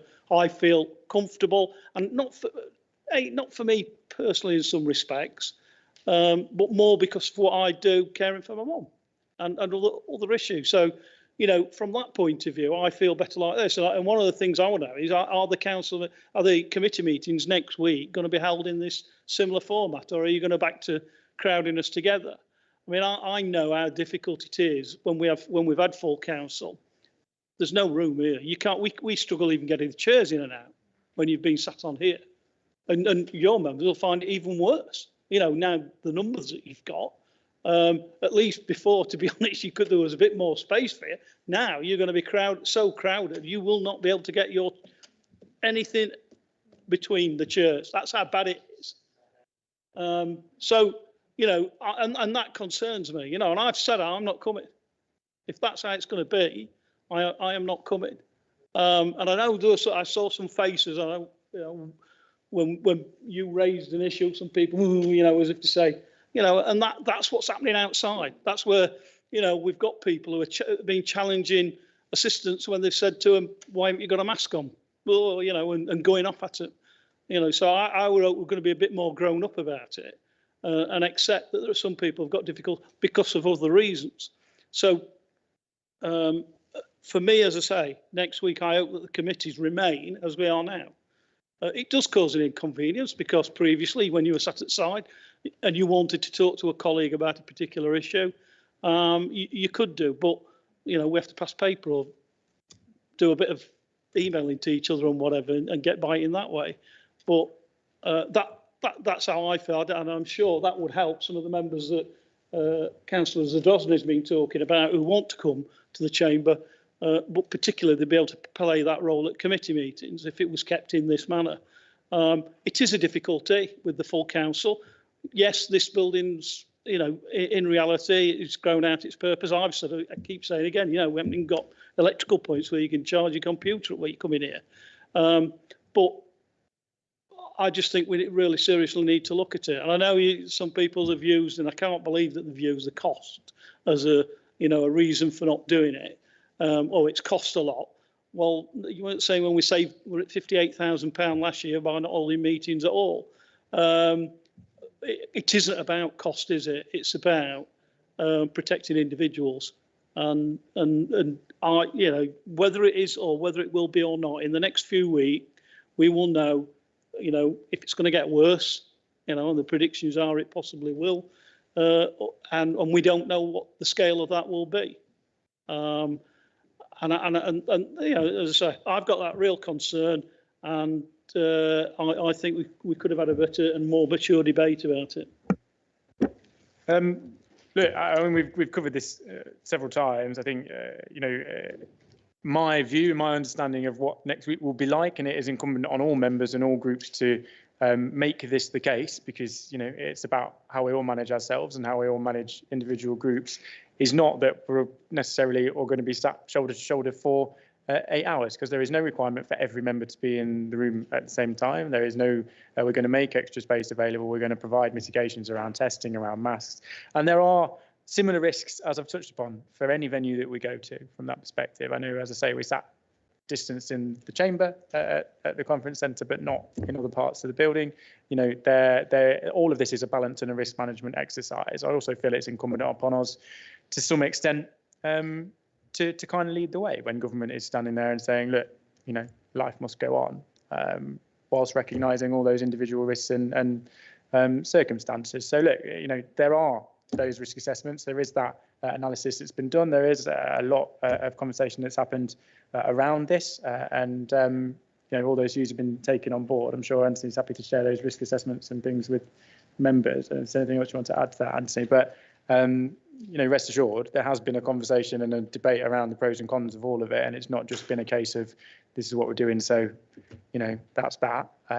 We're doing everything we can within the legal and the capacity that we have to be able to make it work for everybody.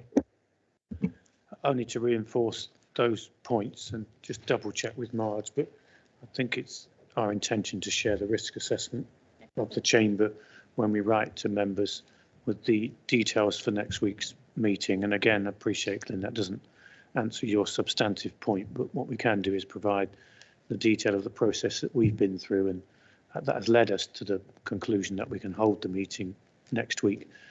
Substantially, of course, the point is about the easing of the restrictions and people's interpretation of that in their own workspace. What step 4 of the guidance says, and I appreciate, again, without labouring the point, doesn't tackle your substantive complaint, is that we should go back to normal, and we have to have our meetings in person in any case because of the issue that Kate raised about the legislation, and people have to be here to cast their vote.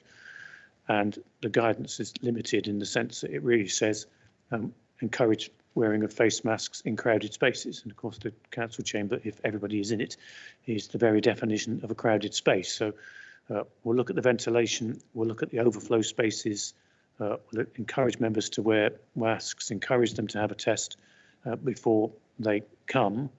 But as you've said yourself, Glyn, in the end, of course, it does depend on your individual circumstances and your choice. Thanks, Anthony. Is there anyone else who wanted to speak on that? Otherwise, I'll go to Bruce. Anything to add? No.